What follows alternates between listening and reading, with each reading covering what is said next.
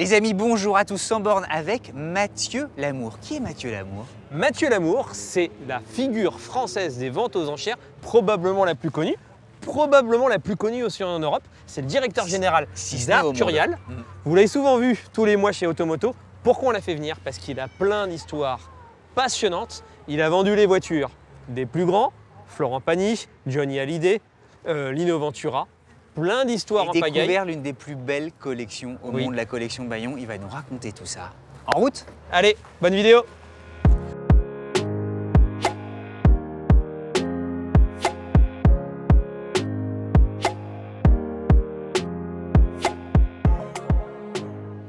Les amis, bonjour à tous, nouveau sans borne avec. Ouais. Et alors là aussi, on va voyager dans un monde qui est celui de la voiture de collection et dans le monde des ventes d'exception. Invité de marque. Si vous avez cliqué Mathieu Lamour, c'est probablement le commissaire priseur dans l'automobile le plus connu en France. Il a vendu des voitures aux plus grands, il a acheté des voitures aux plus grands, il a vendu des voitures des plus grands. C'est exactement ça. Non mais ils sont quoi, 5 au monde à faire son métier, je pense. Il va nous le dire. Mathieu. Bonjour messieurs. Tu vas bien? On est ravis de t'avoir. Le bonheur est partagé. On est ravis de t'avoir parce que tu as un puits sans fond, si je peux me permettre, d'histoires et d'anecdotes automobiles. Oui, des anecdotes, ça y en a. Ouais. Et c'est pas tout à fait ta cam. Parce que toi, tu aimes plutôt les voitures anciennes. Oui. La nôtre est très moderne, oui, mais nous, on l'aime beaucoup. Moderne. Et électrique en plus. Oui. Vous allez réussi, vous allez réussir à me faire monter dans une voiture électrique, messieurs. C'est trop bien. C'est une performance. Non, arrête, c'est la première fois que tu montes dans une voiture électrique? Non, non, je mentirais si je disais ça, mais non, mais c'est la première fois que je vais monter dans ce combi néo-rétro que je trouve très réussi, en look, je trouve, d'enfer. Et à chaque fois qu'il y en a un qui passe dans la rue, d'ailleurs, je me retourne. Mais c'est qu'en ville, ça braque comme une Golf. C'est-à-dire que la voiture est longue, ah oui. Ça se conduit comme une Golf. Moi, je préfère la Golf. et la Golf ancienne, la GTI. Pas la dernière. 83, 5 vitesses, ça c'est sympa. Tu vas nous en parler évidemment, mais quand même, tout à coup, qu'un modèle aussi contemporain, inspiré malgré tout du combi originel, te plaise, c'est malgré tout une victoire. Moi, je m'attends. Ça permet de faire le pont entre le passé et le présent. Exactement. Voilà. Allez, prends toutes les portières. Merci. Et en route. Merci. Bienvenue chez nous. Merci.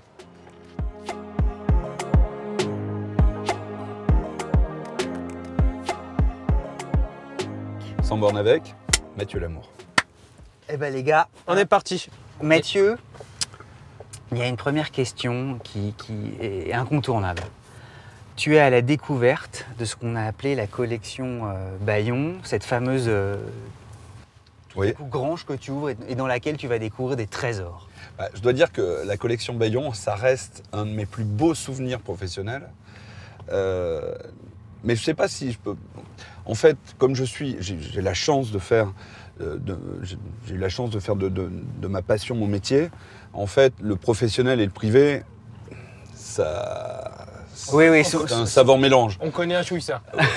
Voilà.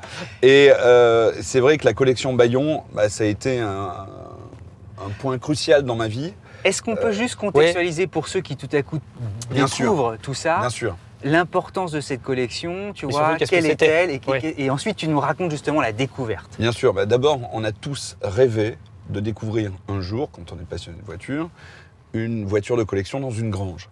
Et là, ce n'était pas une voiture de collection, il y en avait, je crois, en tout 80. Mais ça se fait encore, 80, ça, de trouver des voitures dans les granges, ça c'était une autre époque, non? Oui, et en fait, c'est donc dans le cadre de mon métier, évidemment, où bien souvent, nous dispersons des collections issues de successions. Ouais. Là, c'était le cas. Il y a 2 collectionneurs, le père, le fils. Le père transporteur dans les années 50, juste après-guerre, qui récupérait des camions de l'armée, qui les réhabilitait et qui faisait du transport, en gros, voilà. Et puis, il avait dit à tous ces camionneurs, tous ces chauffeurs, si vous voyez des voitures qui se baladent, qui sont un peu perdues, etc., vous me faites signe, vous m'appelez, vous les prenez, on les achète et je vais monter un musée. Son rêve était de monter un musée. Et ensuite, bah, la passion s'est transmise à son fils. Et lorsque le fils est décédé, et les 2 enfants nous ont appelés, Arcurial, en nous disant, bah voilà, on a une Ferrari à vendre, une Ferrari California et quelques autres autos. Et donc là, interloqué au téléphone, il dit, mais une Ferrari California, c'est une moderne, donc vous me parlez d'une California moderne. Ouais. Non, non, pas du tout, c'est c'était une cool, 250. Une 250 California, en France. Et vous êtes où? À Échiré. Échiré, donc, c'est dans la Venise verte, ce qu'on appelle la Venise verte, c'est dans cette... Ils font du beurre à Échiré. Oui, ils font du beurre. Un très C'est, bon beurre. C'est un peu en dessous du Futuroscope. Mhm. Et donc... Oui, c'est pas leur faire offense que de dire que c'est pas la porte à côté, que c'est un petit peu perdu quand ouais, même. c'est un peu perdu. Et je Et qu'on n'avais jamais s'imagine entendu pas, ouais. parler d'une 250 California, Ferrari, qui fait partie certainement des plus beaux cabriolets jamais construits Et les plus rares. dans l'histoire de l'automobile, des plus rares, des plus mythiques, les plus légendaires. Et toutes les stars à l'époque ont roulé en 250 California, parce qu'à l'époque, les stars avaient du panache. Hein. Aujourd'hui, bon, il Donc faut au qu'ils début, roulent en... tu doutes au Tu téléphone. vas nous faire des copains, toi, encore, pour les prochains invités.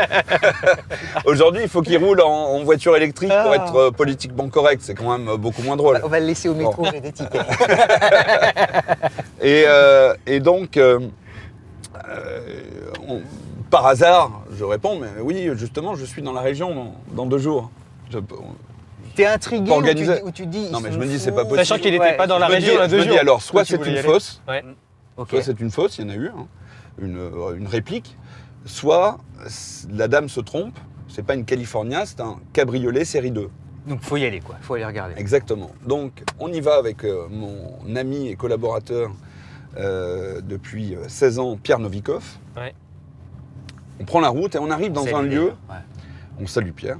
Ouais. On arrive dans un lieu, il faisait gris, il y avait de la brume, c'était triste, terrible. Et on arrive dans ce lieu, donc à l'entrée, un portail d'un château rouillé, etc. 2 chiens derrière la grille, 2 bergers Ah ouais, allemands, donc, prêts à t'attaquer. redoutables. Série télé quoi. Voilà, nous on était dans notre voiture de loc, arrivant devant ce portail, on se dit mais c'est pas possible, c'est là, bon hop.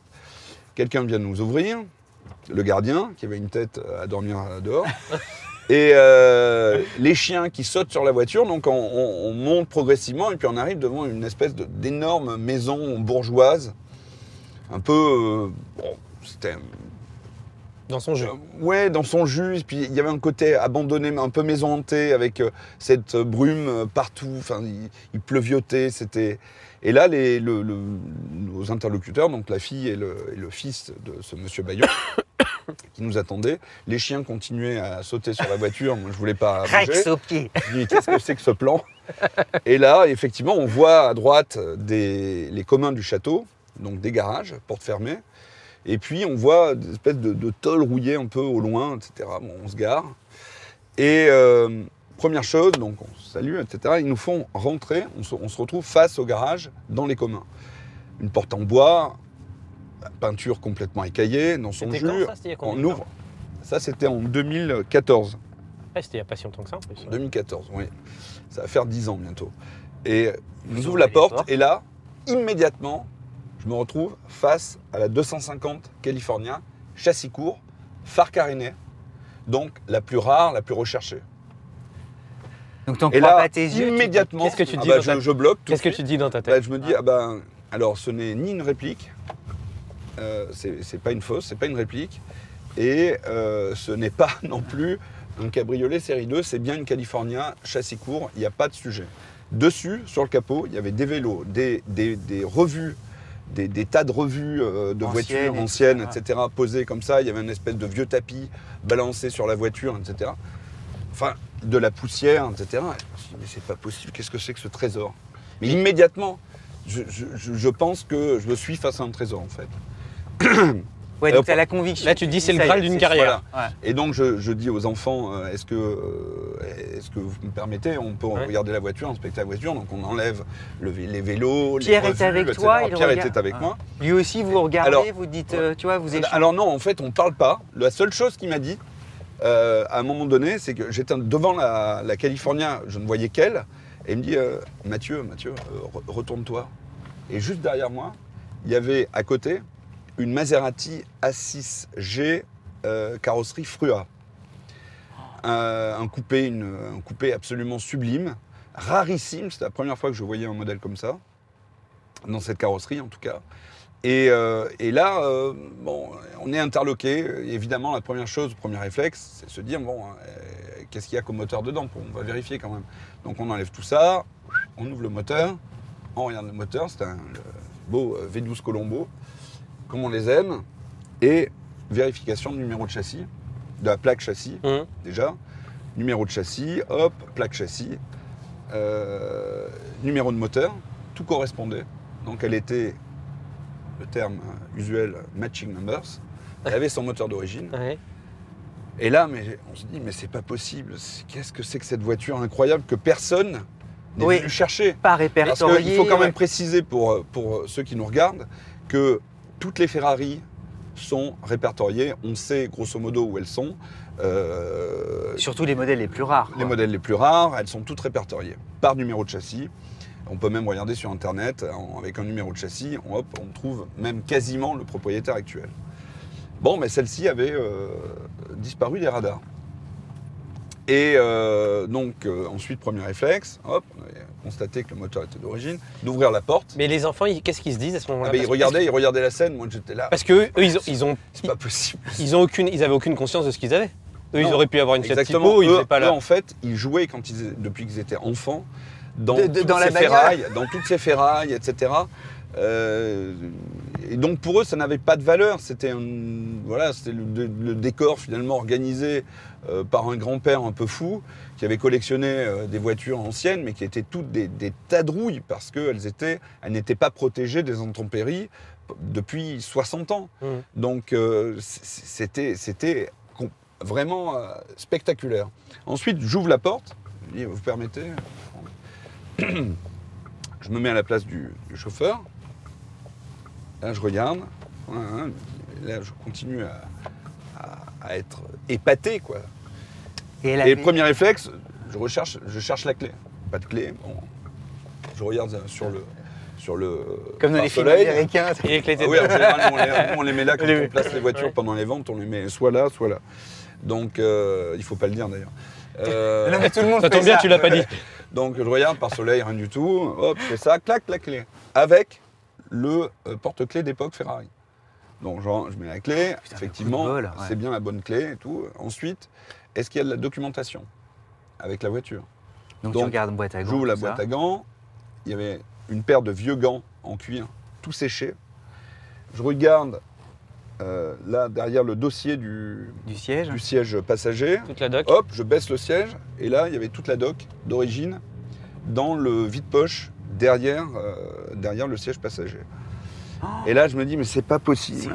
C'est dingue. C'est dingue. Et en France, vous savez que les déjeuners ont beaucoup d'importance. Donc, on avait vu déjà cette voiture qui... Je pensais que la visite était terminée, puisque à côté, il y avait la 6G Frua. Oui, tu dis, ça y est, nous, c'est bon, les gars. Aussi, c'était un truc de fou. Incroyable. Ça y est, on a fait le tour. terminé. Ouais. Et, donc, on va déjeuner. On passe le test. En fait, ils voulaient savoir si on était à la hauteur s'ils avaient envie de nous montrer le reste. Si on était deux personnages les fameuses sympathiques. 80 voitures. Et donc, on va déjeuner. C'est marrant, c'est rigolo parce que vous, ils vous accueillent sans savoir ce qu'ils avaient. Et ils voulaient vous faire passer un test avant de... Oui, bon, c'est comme ça, on fait connaissance. C'est très français de faire connaissance pendant le déjeuner. C'est important de dire voilà d'où on vient, etc. Ce que chacun fait. Exactement. Ce qui est plutôt bien, en vrai. Oui, et puis de découvrir l'autre, quoi. Enfin, celui à qui on va peut-être confier son patrimoine. Bien sûr. Parce ça humanise les relations. Les gens, les gens souvent nous confient leur patrimoine et parfois une part de leur BMW vie. 507, pas mal. 507 Roadster. C'est pas rien ça. Ah oui, pas rien du tout, ouais. Tu vois, c'est rarissime quand même dans Paris. Et puis elle était en très bon état. Ah oui, elle était magnifique.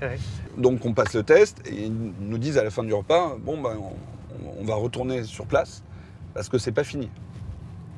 Bon. Vous étiez complètement écoute. Alors on repart sur place et là, c'est là qu'on a découvert tout le reste. Et combien de voitures? 80 à peu près. On en a pris 50 dans la vente. Et rétrospectivement, on a été bête de ne pas prendre la totalité. Ah bon? En fait, il y a des voitures, il y en avait 30 à peu près, qui ne valaient pas le coup, a priori, de mettre en vente parce que déjà le coût du transport, les sortir, etc. Enfin, ça a été une logistique monstrueuse. C'est toi qui as tout organisé? Oui, on a tout organisé de A à Z. Et donc, voilà, on a découvert tout ce trésor, les Talbot Lago, T26, des Delahaye, des Bugatti 57, des carrosseries spéciales, des voitures qui avaient des histoires extraordinaires. C'est tous les grands noms de l'automobile. Ah oui, et puis tous les plus grands carrossiers. Il y avait du Sauchy, il y avait du Figoni, il y avait du... j'en passe et des meilleurs, du Chaperon évidemment. Ouais. C'est dingue. Et tout ça, protégé simplement par des tôles ondulées qu'il avait posées sur les toits des voitures. Que les gens se rendent compte, ça représentait un patrimoine, ça représentait une valeur de combien, une fourchette? En fait, c'est l'histoire qui était extraordinaire. Les voitures en elles-mêmes étaient fabuleuses, c'était des carrosseries rarissimes, des voitures d'avant-guerre dans tout ce qu'il y a de plus beau, puisque en France, on a eu la chance d'avoir les plus grands constructeurs. Les voitures françaises à l'époque, dans l'âge d'or de l'automobile, c'est années 20 à 40, eh bien, tous les grands de ce monde commandaient une voiture en France, ensuite l'envoyer chez un carrossier français pour c'était le sur-mesure en fait. C'était le sur-mesure, c'est comme de la haute couture. Exactement. Donc avec des choix de tissus, de formes, etc. selon l'utilisation et le chic, l'élégance que l'on voulait donner à sa propre automobile. Et donc il y avait tout ce témoignage de l'âge d'or qui était là, présent devant nous, mais qui était dans un état... Enfin, les voitures n'avaient pas bougé depuis 60 ans. Et tant et si bien que même dans la propriété, on a découvert, en même temps que les enfants qui ne connaissaient pas toute la propriété, au fond, je vois, c'est bizarre, Pierre, il y a encore un truc là-bas. Et les enfants disent, ah bah oui, on n'est pas allé là-bas. Donc on marche jusqu'au fond de la propriété. Et là, on découvre encore, mais tout un tas de voitures, les unes contre les autres. Il a fallu qu'on démonte des tôles, prendre les lampes, on avait que les lampes des téléphones, puis on regardait comme ça. Ah, il y a une Delahaye là-bas, une 135. Voilà, c'est un coupé magnifique. Puis il a fallu donc on a fait l'inventaire en même temps. Donc on montait sur le capot, ensuite grimper sur le toit entre les tôles et les toits des bagnoles, au milieu des toiles d'araignée. Et on a découvert, c'était le grenier de la grand-mère. Enfin, c'était surréaliste. Ça a été un moment dingue. Et le soir, donc on s'est retrouvés avec Pierre à repartir à Paris en voiture. On a oublié le train, évidemment. Et là, on s'est dit, mais on a trouvé la collection de fous, la plus incroyable. Cette collection, il faut la mettre à Rétromobile. On aurait pu faire une vente sur place, mais ça aurait été moins spectaculaire. Les vendre à Rétromobile, au sein même du salon, là, c'était du spectaculaire. Parce que les gens sortaient du salon. Les gens sortaient du salon, ils n'avaient vu que des voitures en parfait état, restaurées, concours, brillantes et tout. Et hop, on les amenait dans un hall que l'on avait précipité dans le noir. On avait mis quelques lumières à l'intérieur de chaque voiture, une lumière affleurante. On avait fait faire une musique sur mesure. Et donc, en fait, on avait mis... C'était une vraie scénographie, en fait. C'est presque une muséographie. Et en fait, j'avais absolument voulu que les gens aient la même sensation que celle que nous avions eue lorsque nous étions rentrés dans la collection. Et en fait, on avait mis un rideau, comme ça. Donc, les gens étaient obligés de faire ce geste pour rentrer dans le hall d'expo. Et là, ils se retrouvaient dans un univers, mais totalement... en dehors de Rétromobile. Enfin, ils étaient en train de découvrir. Et projetés dans la même émotion que la tienne. Exactement. Et toi, c'était un succès? Tu considères ça a posteriori comme un succès? On en parle encore.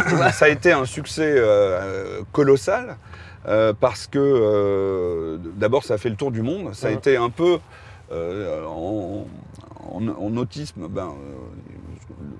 On a découvert le Titanic. Là, c'était en automobile, on a découvert Bayon, quoi. La collection Bayon. Ça a été un retentissement mondial.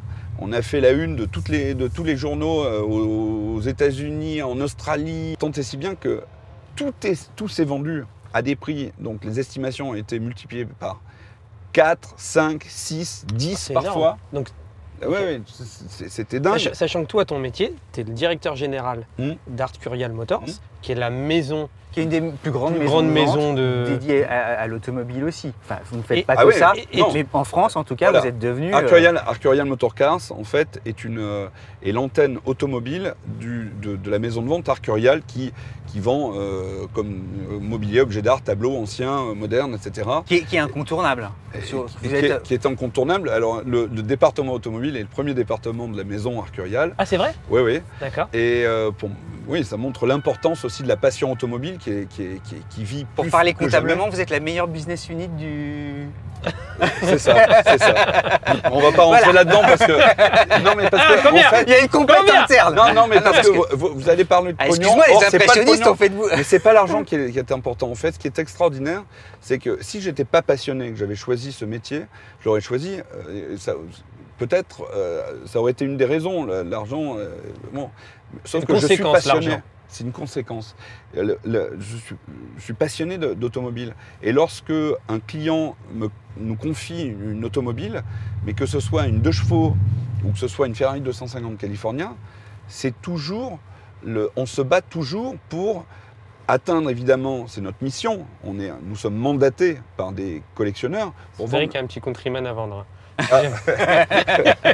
Tu verras. Nous Qui est sommes très bien. mandatés par des propriétaires pour vendre ces automobiles de collection le plus cher possible.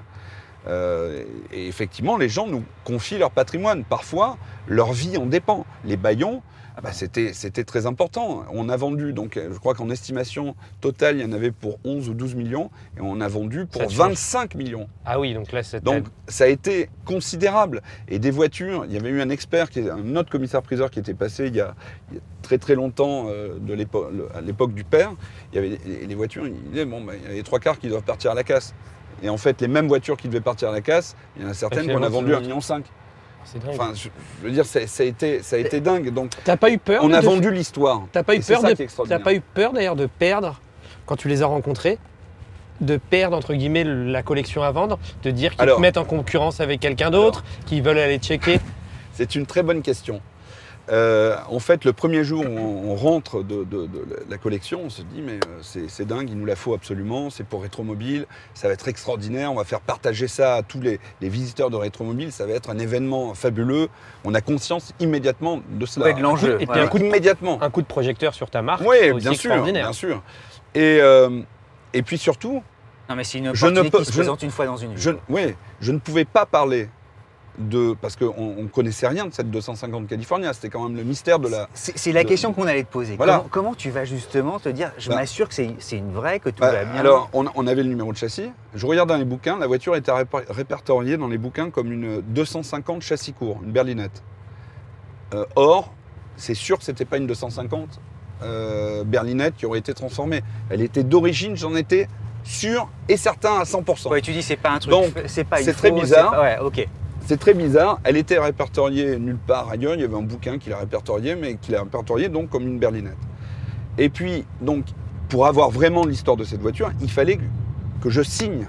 Parce qu'à partir du moment où je parle de ce que je vois, Ça va mettre la puce à l'oreille, c'est un petit l'information milieu. s'en va. D'accord, j'ai compris. Et je ne suis plus maître de la confidentialité. Ouais, et Donc, le microcosme peut se c'est mettre à un- parler. bien sûr. C'est tellement rare, t'appelles pour checker, il peut, ça bah, peut prévenir un de bien tes sûr. concurrents. De Et quoi puis tu j'appelle- parles. Attention, il y a j'appelle- Mathieu qui a checké cette Ouais, voiture. et puis j'appelle ok. des experts. Donc les mecs savent très bien. Bah, voilà, c'est voilà. évidemment un petit monde Et du coup, professionnel. t'as signé une Et donc exclusivité. le jour, donc ça a été le mois le plus long pour nous, pour Pierre et moi, parce que entre le jour de la visite et le jour de la signature du mandat, un mois s'est écoulé. Et là, pendant un mois, je t'avais ne dormais plus. Ah bah, on ne dormait plus parce qu'effectivement, ils peuvent aller voir des concurrents, on peut leur raconter des histoires, ils peuvent parler, etc. Bon, ils ont été très discrets et surtout, ils nous ont fait confiance immédiatement. Et c'est pour ça, il y a la confiance aussi entre Elle est importante. entre un propriétaire et la maison de vente, lorsqu'elle est là et que le propriétaire nous dit bon bah vous vous occupez de tout à 100%, on vous fait confiance, mais on a envie de se défoncer. Et là, immédiatement, contrat signé, j'appelle tout de suite un copain qui connaît, qui répertorie les numéros de châssis, etc. Le type, donc je lui dis, est-ce que tu connais le châssis, je ne me rappelle plus le numéro de châssis tant. Et là, silence au téléphone. Je dis allô? Allô? Il me dit mais Mathieu, tu sais ce que c'est ça? Tu sais à qui elle appartenait cette voiture? À Alain Delon. Non. Mais tu plaisantes ou quoi? Oui, c'est la voiture d'Alain Delon. Tout le monde la recherche depuis je sais pas combien de temps, c'est la voiture d'Alain Delon.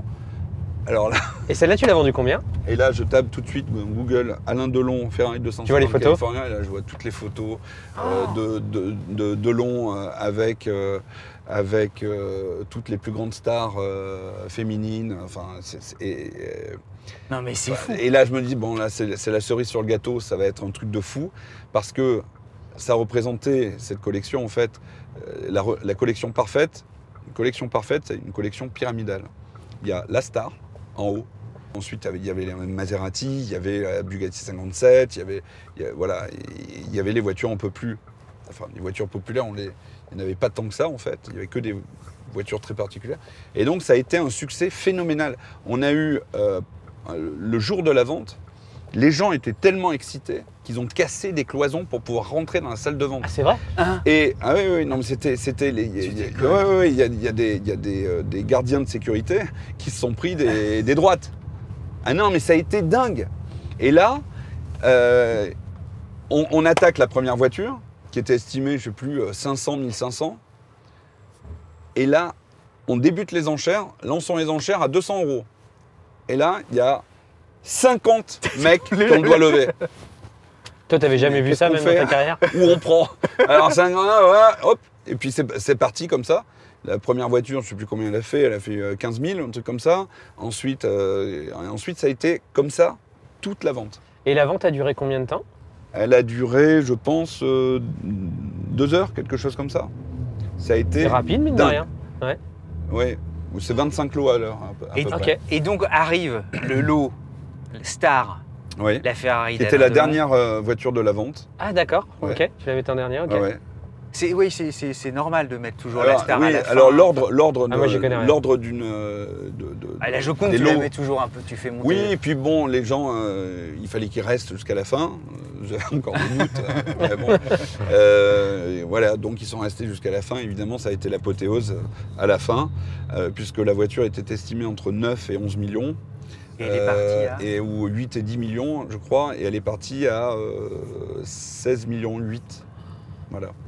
Et on détient toujours le record pour une Ferrari 250 California châssis court, phare caréné, le record du monde. Donc ton vendeur peut te Parce que, féliciter. et la voiture, il faut savoir que la voiture était dans son jus. Tu donc, peux en parler ou pas? On sait qui... Ah, toi, tu le sais, mais je ne pas si tu peux le dire. oui, Tu peux enfin, pas c'est toujours Moi, si confidentiel. tu peux Oui, pas, Il n'a c'est pas si voulu t'es le dire souci. officiellement. Donc, Ah oui. Voilà, voilà, mais on en bon, parle pas. mais on l'a vu. Français ou on l'a étranger? vu. Est-ce qu'on Étranger. peut- Ok. Étranger, américain, d'origine Afrique du Sud et grec. Elon Musk. Non, mais on l'a croisé d'ailleurs dans les. D'abord, il a roulé avec, il a remis, Ah oui remis en marche la voiture mécaniquement. Il l'a faite parfaitement mécanique pour rouler avec. Il a roulé un peu avec, et ensuite il l'a entièrement restauré. Il l'a Génial. fait entièrement restaurer. Est-ce que tu avais malheureusement- contacté Alain Delon? Malheureusement. Pour lui dire, on a Alors retrouvé Alain votre Delon, bah oui, voiture et non, tout ça c'était magnifique parce que Delon, Alain Delon, je dirais un an avant, nous avait confié sa Ferrari Testarossa à vendre. Et la voiture, on l'avait estimée entre 40 et 80. À l'époque, ça valait Ouais. 50 000 € une Testarossa. Pour donner 50 des points de 000. repère à ceux qui nous écoutent, aujourd'hui une Testarossa ça vaut... Testarossa, tu sais, bah là on vient d'en vendre une de 120 000 €. Bah voilà, ok. Mais c'était une monospécio grise, donc allez, une normale, ça vaut autour de 120, 150 000, 160 000, quelque chose comme ça. Selon l'histoire, le kilométrage, le nombre de propriétaires, etc. etc. Et donc, et on dit à Alain Delon, votre nom fera la différence, mais évidemment, la provenance, personne ne peut donner une estimation de la plus-value du nom, que va apporter le nom.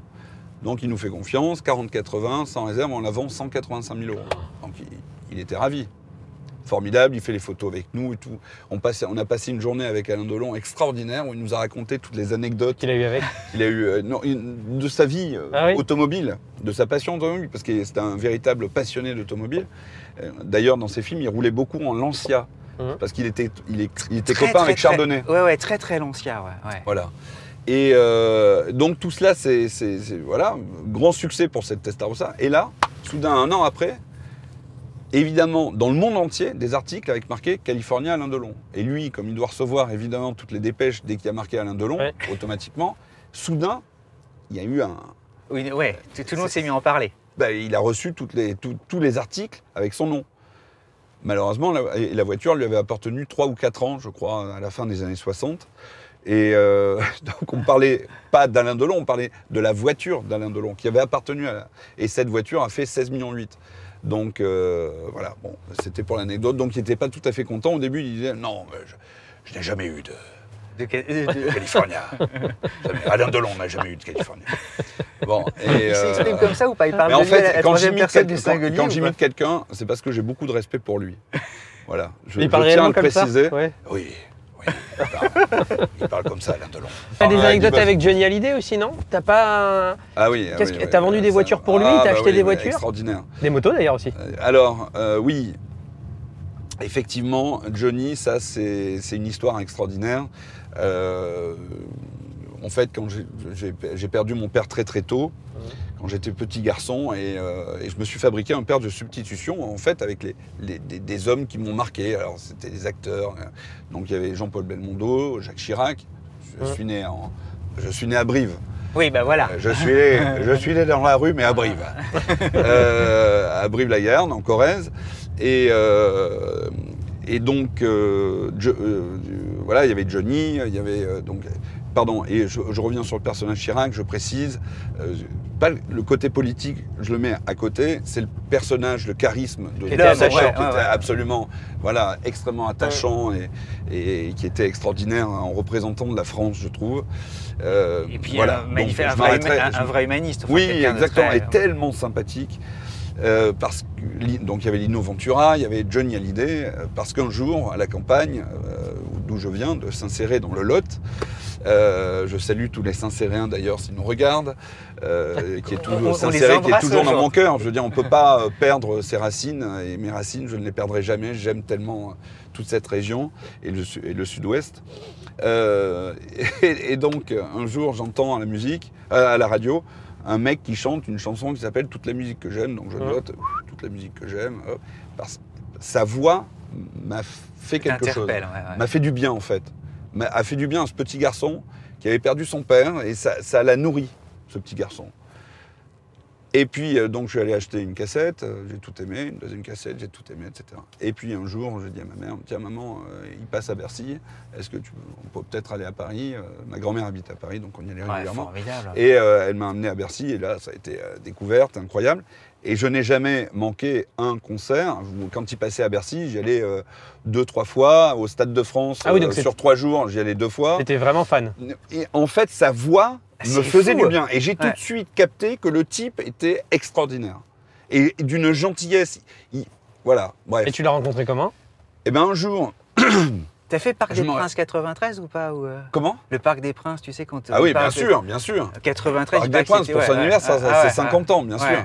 Bien sûr, bien sûr. C'était l'année de mon bac, je crois. Bac français, je crois. Ou bac... Non, bac normal. Bref, c'était magnifique. Désolé de t'avoir coupé, mais non, je t'en prie. Bah, c'était extraordinaire. On veut savoir comment il rencontre. Un jour, j'ai un copain qui s'appelle Mathieu César, qui est photographe, que j'ai rencontré grâce à la collection Bayon, parce que je voulais un photographe qui pouvait immortaliser toute cette collection incroyable, mais avec un œil autre, pas un photographe automobile. Je voulais un photographe de mode. Mathieu César, avec qui tout de suite ça a connecté, parce qu'il aime, Mathieu aime les voitures et les motos, il m'envoie un message avec la photo d'une Cadillac et la photo d'une Harley. Donc je reconnais évidemment tout de suite que ce sont les véhicules appartenant à Johnny. Je l'appelle, je dis mais... Il me dit, est-ce que tu peux vendre ça? Je l'appelle, je dis bien sûr que je peux vendre ça. Mais il y a qu'un mec sur Terre qui peut vendre ça, c'est moi. C'est Mathieu Lamour, c'est moi, on y va.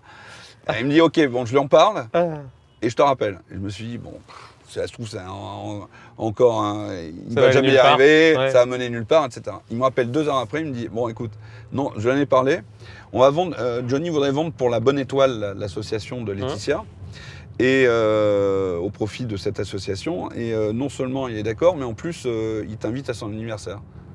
Ah, sympa. Au mois de juin, T'as donc, pas dû à revenir. Los Angeles. Parce que la Cadillac et la Harley étaient à Los Angeles, donc il fallait bien que je les voie. Et Johnny me conviait à Los Angeles. Et donc on est parti avec Mathieu en avion, on a fait un Paris-Los Angeles. J'ai loué une Corvette. On arrive à l'aéroport et là, tout de suite, on rejoint Léa Hallyday dans un burger l'avais jamais vu. à Venise. Ouais. Si, je l'avais rencontré. Je l'avais rencontré après un concert. Tu te retrouves. Et je l'avais rencontré dans une boutique de fringues où il allait se fringuer. Voilà, chez Gérard Senet d'ailleurs. Ok. Je fais un peu de pub pour lui parce que ce qu'il fait est magnifique. Et c'était grâce à Gérard que je l'avais rencontré. Bref. Tu te retrouves à Venice Beach. Et à l'époque, attendez, parce que c'est ça qui est extraordinaire C'est dans dingue. la vie, c'est qu'il y a des ricochets en fait. À l'époque, je rentre dans la boutique, je fais un petit aparté. Ça va être compliqué le montage. Hein. Non, mais c'est pas grave, c'est pas Et grave. je rentre dans la boutique. C'est la vie. Hop, je partais à Los Angeles le lendemain. Je rentre dans la boutique pour voir s'il n'y avait pas une paire de pompes. J'avais besoin d'une paire de chaussures. Je rentre et là j'entends tiens Johnny, je vais te présenter le plus grand commissaire-priseur de voitures de collection. Et là je me retourne, il y avait Johnny qui était comme ça. Il lève la tête, donc je vais le voir. Je lui dis bonjour monsieur. Et il me tend la main, on se serre la main. Bonjour monsieur, très poli. C'était quand ça? Ça, c'était 10 ans avant. 10 ans avant. Donc tu te c'était retrouvais. en 2007 Ok. ou 2008. Puisque je suis. Non, 2006. Et là, je me dis, mais comment je vais faire pour faire durer la conversation le plus longtemps possible? Et tout de suite, je lui parle de bagnole. Je lui dis, mais. Parce qu'à l'époque, je travaillais pour une maison qui s'appelle Bonhams.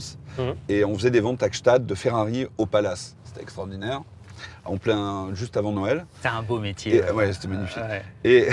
Et le catalogue, à chaque fois, il avait un chalet à l'époque, le chalet Jade à Gstaad. Et j'allais lui déposer dans sa boîte aux lettres en espérant qu'il vienne à la vente. Un jour, ouais. Et j'y allais à chaque fois avec une F40, avec une voiture qu'on me proposait, une 275. Tu y as travaillé, etc. mine de rien, du coup, à la rencontrer. Ouais, Ah ouais, ouais, t'essayes ouais, d'attirer un peu l'attention. ouais. C'était. Et puis, Tu l'as provoqué ta chance. Ouais. Ouais. Et puis, donc je lui parle de tout ça. Il me dit, mais qu'est-ce que vous voulez que je fasse avec des voitures anciennes à Paris? Je lui dis, bah oui, effectivement, mais vous en avez à Los Angeles. Ah oui, bah à Los Angeles, on peut rouler. Et puis, je me ferai pas arrêter à chaque fois. Donc, il me raconte ça. Il me dit, à Los Angeles, vous êtes en train de faire transformer une Cadillac. Et oui, j'ai acheté une Cadillac série 62 que j'ai donnée à customiser. Je lui dis à Boyd Connington. Et vous connaissez Boyd Connington? Je dis, bah oui, c'est le pape du custom aux États-Unis. Et ça, qui aurait pu imaginer que 10 ans après, Il te la vend chez toi. je la vende ici à Paris, à Rétromobile, et que grâce à ça, il m'invite à son anniversaire. Eh bien, figurez-vous que ce qui est extraordinaire, c'est que immédiatement, dès que l'on se voit à Los Angeles, immédiatement, Ça match. ça colle, ça match. Un truc de fou. Dès le deuxième soir, je chante Mexico Non, arrête. Non, de Luis sur la Mariano. table, Non. En l'imitant ou pas?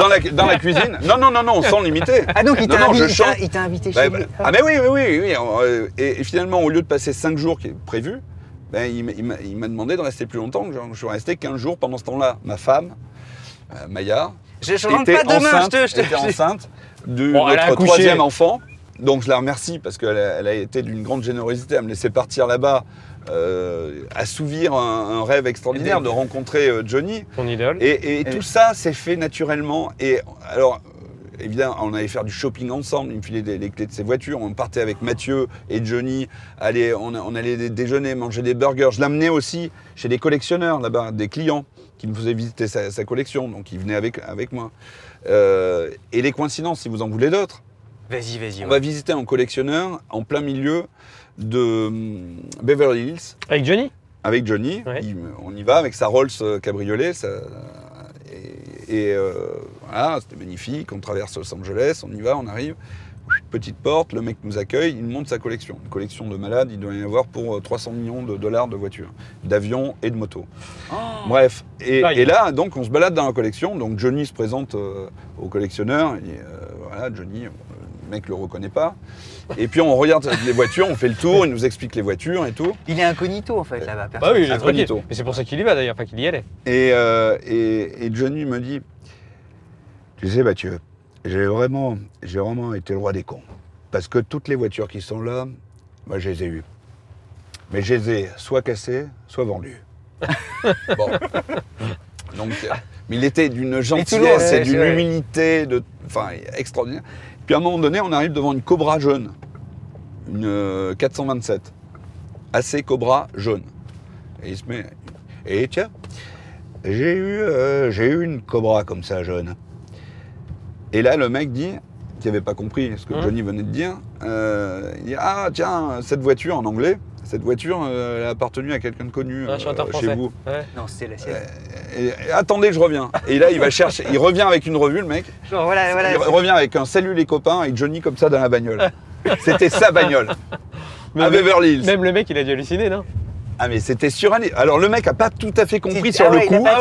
Il a compris c'était Johnny dessus, mais il ne savait pas quelle carrière il avait fait. Ouais. L'année d'après, il est venu me voir sur le stand d'un rétromobile.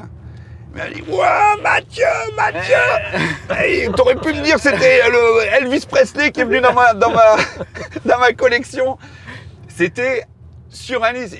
En fait, il avait visionné tous les concerts au Stade de France et tout. Il avait pris le mec, il a halluciné complet. Et voilà l'histoire. Mais je parle des anecdotes aussi avec des gens connus, mais il y a des anecdotes extraordinaires avec des gens moins connus et qui sont tout aussi amoureux et passionnés par leur voiture. Mais c'est vrai que pour un petit garçon qui a perdu son père dans le Lot très tôt, eh bien, je me suis construit avec des personnages. Donc Lino Ventura, pareil, je l'ai rencontré. Ah, c'est vrai? Par sa femme, en fait. C'est fou. J'ai jamais rencontré Lino lui-même, mais j'ai rencontré sa femme, Odette Ventura. J'étais au bureau, je débutais ma carrière chez Poulain Le Fur à l'époque, chez Hervé Poulain, qui fait partie d'ailleurs de ce modèle de père. Il est un des personnages de ce père que j'ai construit. Oui, sur lequel tu peux, en tout cas, c'est un père professionnel extraordinaire et que je salue, évidemment, que j'aime tant, il le sait. Et donc Lino, j'étais à mon bureau et le téléphone sonne. Oui, bonjour monsieur, je suis Odette Ventura et je voudrais vendre la voiture de mon mari pour Personnage, donc l'association qu'il avait créée. Et alors là, un petit silence. Odette Ventura, oui madame, bien sûr, je suis ravi de vous parler, etc. Et je me suis occupé de cette vente. Donc je suis allé au parc de Montretout, là dans la maison de Lino. J'ai discuté avec Odette Ventura dans le salon, avec des photos de Lino partout. Et il y a complètement immergé par le... Oui, et puis on a tellement parlé avec Odette Ventura, qui était une femme absolument merveilleuse, et que j'ai l'impression qu'il était dans la pièce avec nous. C'était incroyable. Tu ressentais la présence. Je ressentais la présence.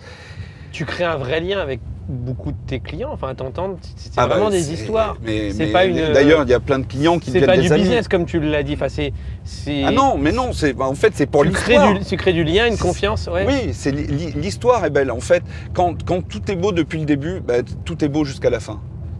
Voilà. Et d'ailleurs, il y a une leçon inversement, quand ça commence mal au début, ça finit mal. Pas bien. Ouais, okay. Et donc, il vaut mieux pas commencer. Et ça, c'est une leçon que maintenant, dès que ça commence mal, terminé.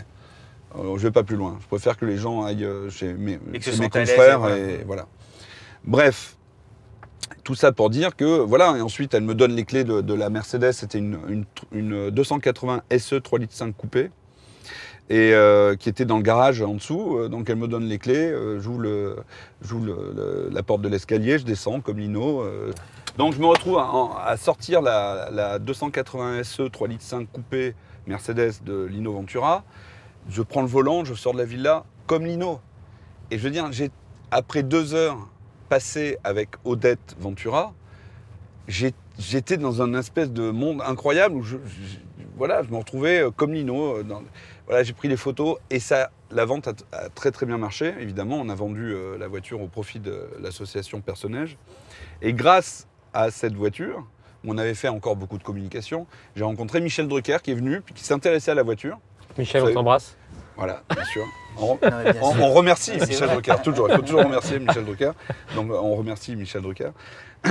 Et ça a été une belle rencontre. Et c'est drôle parce que ma mère était en classe en Normandie quand elle était petite avec Michel Drucker. Donc c'est marrant. Et ce soir-là, donc j'étais en train de manger donc en tailleur à côté d'une dame. Je suis en train de discuter, puis je sens une main, je lève la tête. C'était Johnny. Et il dit, dis-moi Mathieu, il y a un truc qui me ferait plaisir pour mon anniversaire. Je lui dis, bah oui, avec plaisir, dis-moi. J'aimerais bien que tu me rechantes Mexico. Et alors là, je lui dis, mais attends, parce que la tente berbère, c'est pas la même acoustique que dans la cuisine. Il dit, bon, tu me la chantes, oui. Et puis là, je me lève, donc j'ai chanté Mexico face aux 50 invités, Sean Penn en face, tout le monde applaudit, etc. Puis à la fin, je vois Laetitia dans le coin de la tente. Attends, courageux, parce que Mathieu, viens me voir. Alors j'y vais, elle me dit, Mathieu, on va faire le gâteau avec les filles. Est-ce que ça te dérangerait de chanter Happy Birthday à Johnny? Alors je lui dis, mais c'est pas possible. Quel souvenir. Et donc j'ai chanté Happy Birthday à Johnny avec les filles qui apportaient le gâteau. Enfin, et une tête couronnée, t'as acheté Mexico aussi. Ah oui, ça c'était encore une belle anecdote. Mais tu sais tout ça, toi? Il en sait, il en sait. Il a vachement bossé. En fait, oui, parce qu'il m'arrive, grâce à mon métier, de faire des ventes caritatives. Ouais. Et j'avais fait une vente caritative pour Madame Pastor et la recherche contre l'Alzheimer. Et on a donc une grande salle au Sporting d'été. Sporting d'été, c'est une salle à Monaco qui est extraordinaire parce que le toit s'ouvre et donc on voit toutes les étoiles. Donc les gens qui nous suivent, aussi, les Pastors, c'est une des plus grandes fortunes immobilières de Monégasque. Et donc à ce dîner, d'ailleurs, il y avait David Hallyday qui était là avec toute sa famille. Il y avait les Pastors, il y avait le prince de Monaco, Albert. Et ce soir-là, la vente cartonne. Pourtant, on avait vendu, il y avait souvent des objets qui ne sont pas très intéressants, pas très beaux, des œuvres d'art moyens. Je ne sais pas si on peut assimiler ça à de la Du coup, il avait quand même vendu sa chanson. Et la vente avait cartonné. Il y avait 1000 personnes peut-être dans la salle. Et je passais juste après Ariel Dombal, qui venait de danser avec de chanter avec sa petite voix fluette. On s'est croisés sur scène. Et là, ça peut te plomber une salle en même temps. Parce que les ventes caritatives, je veux dire, à Monaco, il y en a à peu près 3 par semaine. Donc ils en ont encore à le bol. Et là, je me suis dit, bon, pour attraper l'attention des gens, j'avais commencé, je suis rentré sur scène en chantant le début de Mexico. Ouais, faut ambiancer le truc. Et là, donc, le silence s'est fait. Il faut y aller. Mais courageux. C'est vrai que mais t'es un showman, je suis pas très timide. Il y a un peu de ce côté-là en moi. Et donc... C'est rigolo d'ailleurs, off de tournage. On a croisé Julien Clerc au Vauban, qui est notre QG. Tout à l'heure, Et t'as été le voir, de dire bonjour, comment vous allez? Oui, parce que je l'ai vu dans une vente caritative là, il y a 15 jours. Et j'ai vendu un lot d'ailleurs pour lui. Donc, oui, c'est drôle. Et bref, donc je chante Mexico au début, hop, j'attire l'attention. Et à la fin, la vente avait tellement bien marché, j'étais chaud. Je me suis dit, bon allez, on va rajouter un petit lot pour l'association, un lot éphémère. Alors, je relance Mexico et je m'arrête juste avant le refrain. Je dis, vous connaîtrez la suite pour 1000 euros, 1000 euros, 2000, 2000, 3000, 4000, 5000, 6000. Et à 15 000, le prince Albert lève le doigt et obtient le lot. Donc je rechante dans sa totalité la chanson. Que tu chantes et tout, J'ai chanté toute la chanson. Et lui, il s'est levé en dehors de tout protocole. Il s'est levé, il est venu sur scène, on s'est pris dans les bras et tout. C'était super sympa. Et après, on a dansé toute la soirée et c'était incroyable. Donc voilà, ça fait partie des anecdotes de ce métier, mais des anecdotes, en fait, il y en a tout le temps parce que c'est un métier pluriel, c'est un métier dans lequel on fait plusieurs métiers. C'est un métier de communicant, évidemment, de spectacle pour les ventes aux enchères. C'est ce qui est très excitant aussi, c'est ce que j'adore dans mon métier. Est-ce que tu trouves qu'il a changé ton métier parce que ça fait un petit moment que tu le fais? Est-ce que tu as vu un changement sur les 10-15 dernières années par rapport à avant? Avec les réseaux sociaux, l'explosion? Oui, en fait, la grosse différence, il y a le métier de la vente aux enchères physique et le métier de la vente aux enchères online. Ce sont deux métiers différents. Franchement, je ne suis pas un passionné de vente online. Ouais, je pense que personne ne veut l'être. Le côté dématérialisé, oui. alors que l'on vend des choses que l'on peut toucher, je veux dire, ou des tableaux, des œuvres d'art. Comment tu enlèves l'âme à quelque chose qui a une âme. Oui, voilà, je trouve que... Puis on a envie de voir et de toucher ce que l'on va acquérir ou ce que l'on convoite. Acheter une automobile sur Internet, je ne comprends pas le concept. Moi, je ne peux pas, en tout cas, personnellement, je n'y arriverai pas. Donc je dois voir, je dois connaître l'histoire de la voiture ou de l'objet que je convoite. L'expérience d'achat fait partie de l'achat. Bien sûr, et avoir l'expérience finalement quand on convoite un lot et qu'on arrive à l'avoir dans une bonne ambiance et lors d'un spectacle, on va s'en souvenir en fait. Il faut créer des souvenirs. La vie, c'est fait pour se créer des souvenirs. Et plus on se crée des souvenirs, moins on a l'impression de vieillir. J'ai l'impression. Voilà, c'est très joliment dit. C'est une belle philosophie de vie.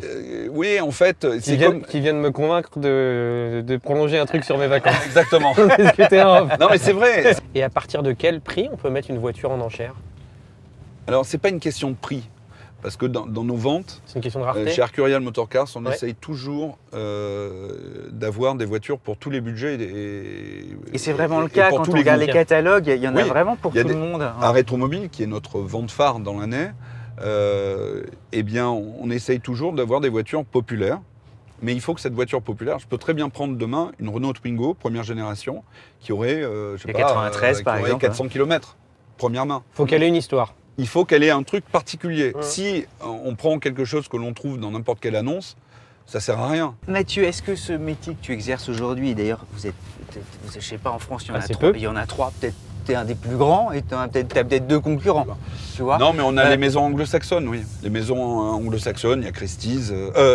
Christie's ne fait pas de voiture. Il y a Sotheby's, RM Sotheby's, je peux les nommer parce que tout le monde les connaît, Bonhams, Gooding, qui sont aux États-Unis et en Angleterre. Mais c'est vrai qu'en France, et puis on a cette patte française que l'on ne retrouve pas chez les anglo-saxons. On essaye de monter nos ventes aux enchères comme des événements et des spectacles. C'est-à-dire qu'on se marre. On partage la scène avec Pierre Novikov. La prochaine fois, je suis jamais allé, tu m'as donné envie de venir. Ah bah oui, faut si la prochaine fois tu peux m'inviter, je viendrai avec le plus grand des plaisirs. Je ne suis jamais venu. Tu n'as même pas besoin d'être invité puisque ce sont des ventes publiques. D'accord. Je tiens à préciser. Rendre qui veut en fait. Exactement. Je ne suis jamais allé. Exactement. C'est un spectacle. Et c'est un spectacle et on se marre avec Hervé Poulain qui est le commissaire-priseur, la légende du marteau, qui a fait 11 fois les 24 heures du Mans, qui a inventé les hard cars, etc., qui a une personnalité extraordinaire et qui a créé le marché en France en 1973, première vente pour lui. Et Pierre Novikov qui connaît l'histoire de l'automobile comme personne, qui narre, qui emmène les spectateurs, les enchérisseurs avec lui dans des histoires extraordinaires des automobiles. Et moi qui anime, voilà, c'est un triumvirat un peu particulier qui n'existe pas, qui n'existe nulle part ailleurs. Tu nous as donné envie. À mes yeux, mais je me trompe peut-être, j'ai l'impression que tu as créé ce filon en France et que tu es... tu vois, avec Maître Poulain et tout ça. Alors, j'aurais pas la prétention de dire que j'ai créé ce filon. D'abord, c'est Hervé Poulain qui a créé le marché de l'automobile en France dès 1973. Mais quand tu arrives, j'ai l'impression que ça a explosé complètement. Alors peut-être grâce à la bulle Internet, ou je sais pas, Internet qui a amené l'information. Ce département automobile, en tout cas chez Arcurial, tu vois. Mais ta façon de communiquer, tu as quand même ta rubrique dans TF1 Automoto. Ah oui, Automoto. Alors ça c'est extraordinaire parce qu'une fois par mois, avoir 10 minutes sur TF1 pour parler de voitures de collection. La plus grande chaîne française. C'est quand même un privilège européen. Ouais, plus grande chaîne d'Europe. C'est quand même un privilège extraordinaire. C'est extraordinaire. Je parle de ma passion, je fais rentrer les téléspectateurs avec moi dans des collections que personne n'a jamais vues. On raconte des histoires automobiles, des histoires d'hommes, comment toutes ces marques se sont créées, les modèles, etc. Voilà, c'est ça qui est fabuleux, c'est de pouvoir partager tout ça avec le plus grand nombre. Alors, si les gens n'ont pas envie de partager, ben, ils éteignent la télé, ils zappent. Bon, ben voilà, donc ils ont vraiment le choix. Ils ont vraiment le choix. On fera un deuxième épisode dans la saison 2 avec toi, c'est pas possible. Parce que chaque automobile présentée, c'est une histoire nouvelle. Mais tu sais que moi, ça me donne envie d'aller voir une vente aux enchères, mais de peut-être filmer les coulisses. C'est un univers en fait, que les gens connaissent assez peu. Moi, je vais être très honnête, je ne connaissais pas du tout. Ouais. Et en fait, ça me paraît complètement poétique, complètement hors du temps. Et ça me donne envie. Le rêve débute aussi avec les catalogues de la vente. Ouais. Moi, j'adore. Tu passes c'est rien que le catalogue, c'est un ouvrage. Oui, je sais ce que toi, tu regardais les catalogues. Moi, j'adore. C'est vrai que finalement, même moi, quand j'ai quelque chose à vendre, que ce soit des voitures ou autre chose, la plupart du temps, je passe par des ventes aux enchères parce que finalement, je m'en remets au marché. C'est le marché qui décide, ce n'est ni son propriétaire, ni la maison de vente. Nous, la maison de vente, on est là pour raconter l'histoire et mettre en avant l'objet le plus possible et le mettre en avant le mieux possible pour valoriser. Mais finalement, c'est le marché qui décide, toujours. Il n'y a pas de secret. En tout cas, on t'écouterait, tu vois, des heures et des heures. C'est pour ça que je disais qu'en saison 2, on te réinvitera pour de nouvelles anecdotes. On n'a pas abordé le sujet d'Alain Delon et sa passion pour les Lancia. Il y a énormément de choses à dire. Puis sans doute beaucoup d'autres. Mathieu, en tout cas. Et la chanson, on a oublié de la chanson. Un prochain album bientôt. Mexico volume 2. Mexico volume 2. Non, mais on coéditera. Tu vois, on va devenir ton producteur. On se fera ça. Merci encore. Oui, merci beaucoup. Avec plaisir. Avec plaisir. Les prochaines ventes importantes chez Arcurial, c'est à la rentrée. Oui, le 22 octobre, au rond-point des Champs-Élysées, chez nous, chez Arcurial. On viendra voir. Expose, une très belle adresse. On vend à peu près 80 voitures, 80-85 voitures à cet endroit-là et à cette période de l'année. Et ensuite, évidemment, Rétromobile.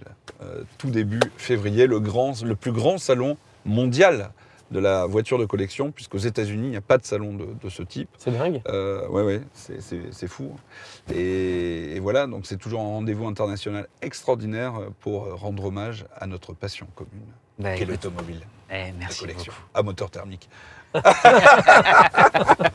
Merci beaucoup. Merci. Franchement, c'était vraiment chouette. Mais un jour, elle passera, tu sais, peut-être chez toi, Lady Buzz sera là dans 10 ans, ex-Vincent et ex-Cédric, tu sais. Oui, parce que celle-ci, elle en a entendu les anecdotes. Tu vois, pour le coup, celle-là, elle en a une histoire à raconter. Celle-là, il y a une histoire. Retenez bien l'immatriculation. Et à bientôt. Saison 2, tu viens avec nous. On a oublié, on a un rituel. Ah oui, quand on dit au revoir, nous on allait sortir comme ça, aller prendre un café, continuer de parler. On s'abonne, le petit pouce bleu, le petit commentaire, et on a un truc, les gens sont habitués à ça. On dit la bise à mamie, donc on va dire tous les trois, la bise à mamie et à bientôt. La bise à mamie, les amis.